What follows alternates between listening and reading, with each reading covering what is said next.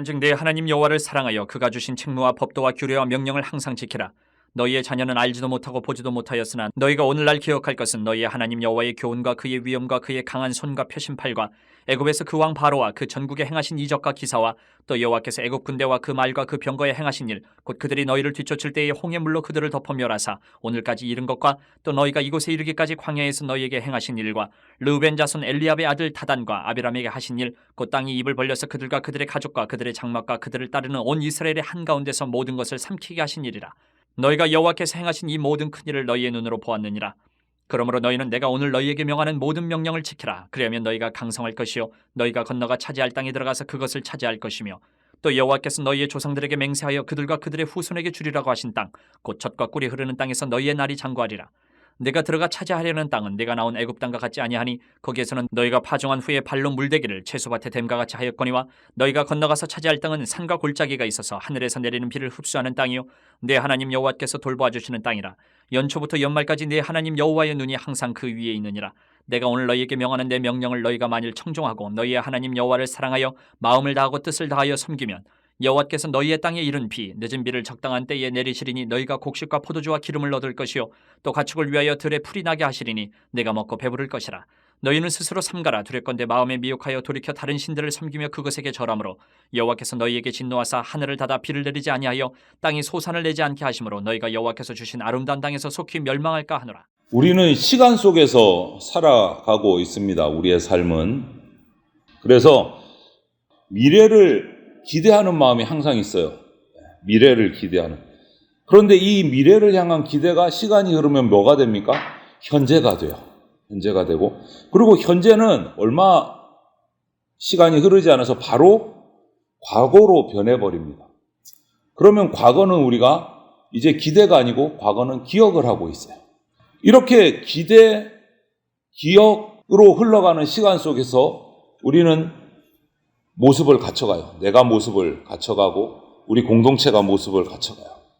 오늘 모세는 이스라엘이 가나안 땅을 차지하게 될, 이제 요단강만 건너가면 되니까 차지하게 될 미래에 대한 그 기대, 그것과 함께 지금까지 출애굽해서 광야를 지나온 과거에 대한 기억, 이것을 기대와 기억을 함께 아우르면서 오늘 또 교훈을 합니다. 1절부터 7절의 말씀이 과거를 기억하라. 과거를 기억하라. 지금까지 계속 반복해왔던 말을 또 두 가지를 합니다. 핵심이 뭐냐? 사랑하라, 지키라. 이것을 반복을 하면서 1절에서 이스라엘의 그 자녀들, 출애굽 2세대들에게 알지도 못하고 보지도 못한 것을 기억해야 된다. 이렇게 2절 상반절에 얘기를 해요. 이렇게 모세가 가르치던 이 모압 평지에서의 그 대상자들의 그 나이대를 보면 출애굽할 당시에는 20세 넘었던 사람들, 그러니까 출애굽할 때 20세였으면 지금 40년을 빙글빙글 돌아서 왔으면 최소 60세가 넘어야 되는 거예요. 그런데 이렇게 60세 이상 된 사람들은 지금 모세가 모압 황야에서 설교하는 이 당시에는 모세 당사자 그리고 갈렙과 여호수아 말고는 아무도 없어요. 40년 광야 생활하는 동안 다 죽었어요. 그러면 나머지는요, 광야에서 태어나거나 출애굽에서 나올 때 20세가 안 된 10대 어린아이들, 꼬맹이들, 그 당시에 그 친구들이 이제 커서 30대, 40대가 돼서 지금 모세의 설교를 듣고 있는 거예요. 가나안에 들어가기 앞서서. 그래서 이 가르침은 출애굽 당시에 어린아이였던 그 세대가 모세의 말을 들으면서 설교를 들으면서 가나안 들어갈 준비를 하고 있는데, 이들은 어렸지만 광야를 지나오면서 하나님이 하셨던 그 이적들을 직접 본 사람들이에요. 직접 본 사람들. 부모님을 따라 손잡고 걸으면서 하나님이 주신 그 기적들을 본 사람들이 그 당시 한 20대. 그래서 모세는 먼저 그 하나님의 교훈과 능력을 2절 하반절부터 얘기를 해요. 그러고 나서 애굽에서 구원하신 것들, 또 광야에 나와서 우리가 아무것도 농사 지을 수도 없고 뭐도 할 수 없었지만 그 우리에게 필요를 공급하신 것들, 만나와 메추라기를 비롯해서 마실 물을 준비하시고 전쟁에서 승리하게, 이런 것들을 쭉 얘기를 하고, 또 6절에서는 다단과 아비람을, 하나님을 거역한 다단과 아비람, 다녀간 그들을 땅을 갈라서 삼키신 그 무서운 저주의 모습들도 다 이야기를 하면서 출애굽 당시 20세가 되지 않았던 자들이 너희들이 이 모든 것 다 경험하고 보지 않았느냐. 이제 그 이후로 태어난 정말 지금 꼬맹이들, 가나안 애들, 그들의 자녀들에게 너희들이 증인이다. 너희들은 그 당시 어렸지만 눈으로 다 보고 들었다. 이제 그것을 보지 못한 너희 자녀들에게 증인이 되어야 된다. 하나님의 일하심을 전하라는 거예요. 상 받은 것도 전하고 벌 받은 것도 전하고 하나님이 어떤 분이신지를 전하라는 거예요.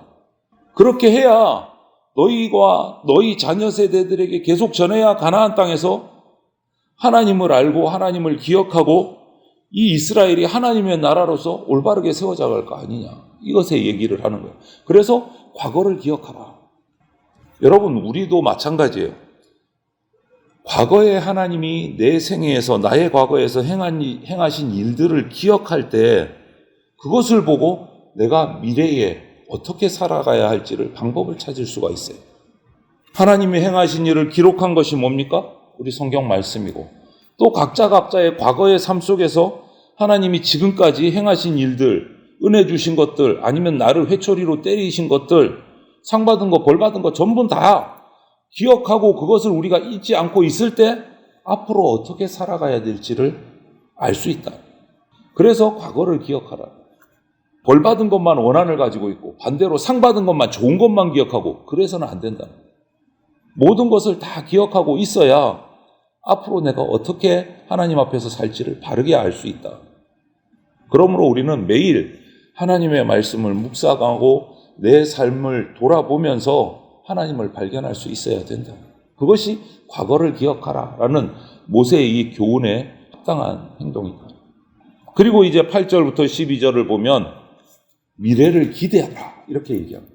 모세는 이제 미래가 어떤 미래입니까? 이스라엘 백성에게 이제 요단강을 건너서 가나안 땅에 들어가는 그 미래를 말하는 거예요. 가나안 땅, 젖과 꿀이 흐르는 땅에. 그리고 나서 한 게 뭐냐? 지키라. 가나안 땅에 들어가서 가나안 땅을 차지하고 나서도 하나님의 명령을 지키면 지금 너희 세대뿐만 아니고 너희의 자손 후세대까지도 이 젖과 꿀이 흐르는 땅에서 오랫동안 살 수 있게 될 것이다. 풍요로움을 누릴 수 있게 될 것이다. 그것이 9절 말씀이에요. 그러면서 모세는 가나안 땅이 너희가 그렇게 돌아가고 싶어 했던, 광야에서 돌아가고 싶어 했던 애굽 땅보다 훨씬 좋다. 이렇게 얘기를 해요. 그러면서 설명을 해요.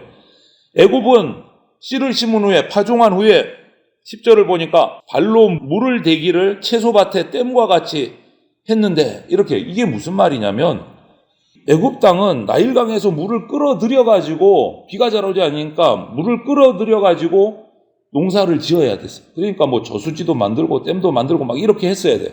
그런데 가나안 땅은 그런 노동하지 않아도 산과 골짜기가 많아서 하늘에서 비가 내릴 때 비를 흡수하기 때문에 그렇게 우리가 힘을 들여서 물을 댈 필요가 없다. 하나님이 적절히 비를 내려주시면 가나안이 애굽보다 훨씬 더 풍요롭게 농사 지을 수 있다. 힘들이지 않고. 이걸 설명을 해요.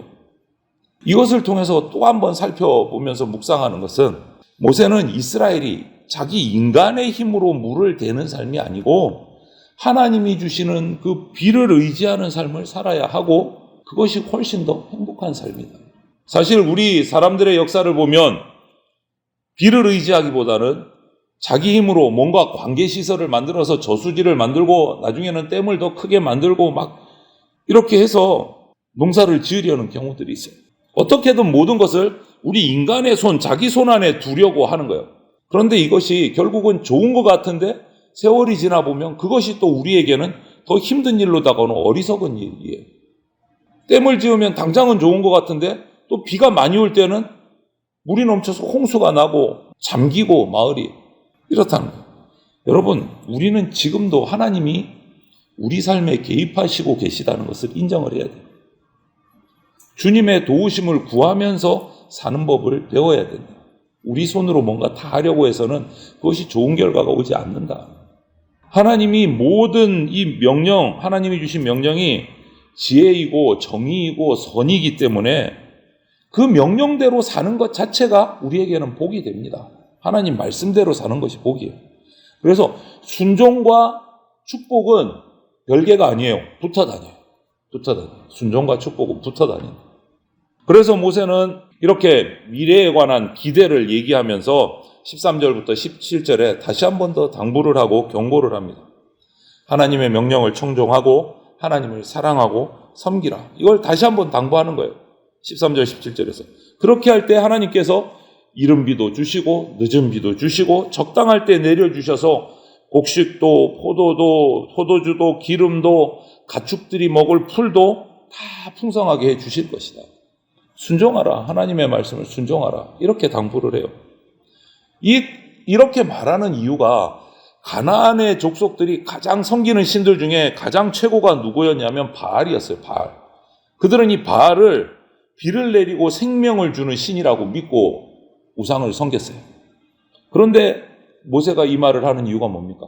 가나안은 그렇게 섬기는데 그건 우상이고 진짜 비를 내리시고 통제하시고 땅에 소산을 내시는 분은 하나님이시다. 이것을 미리 가르쳐 주는 거예요. 바알에게 바알 섬기지 말라고.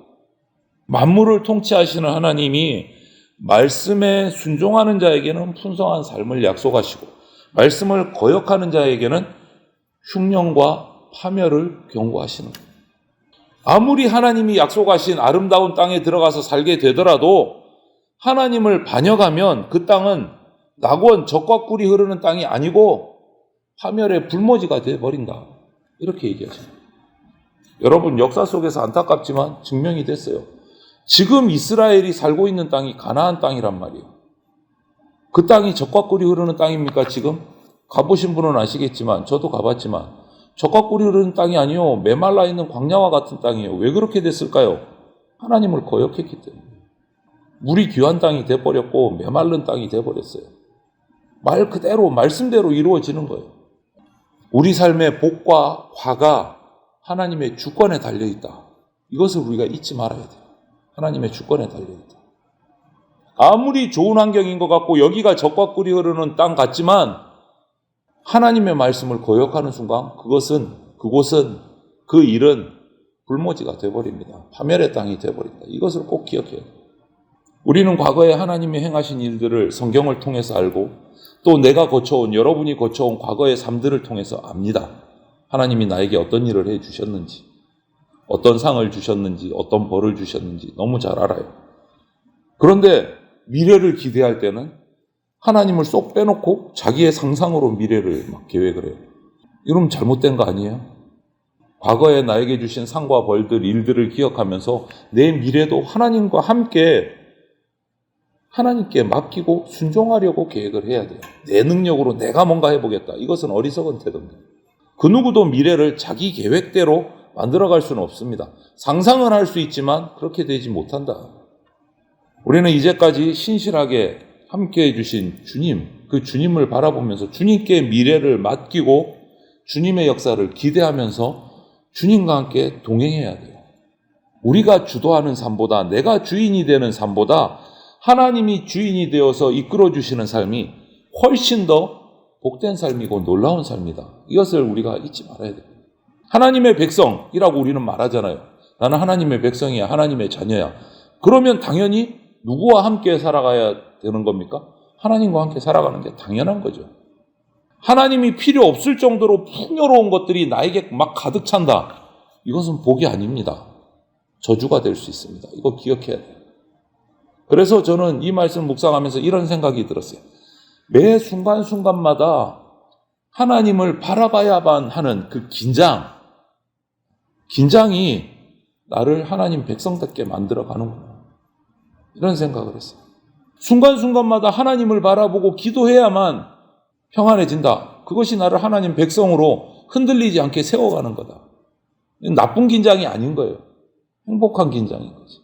그래서 오늘 하루도 우리가 하나님을 바라보면서 하나님 앞에서 내가 똑바로 살아야지 하는 그 긴장, 그런 마음을 가지고 우리가 살아가는, 과거를 기억하면서 미래를, 하나님과 함께하는 미래를 기대하면서 살아가는 오늘 하루가 다 되시기를 주님의 이름으로 축원을 드립니다. 아멘.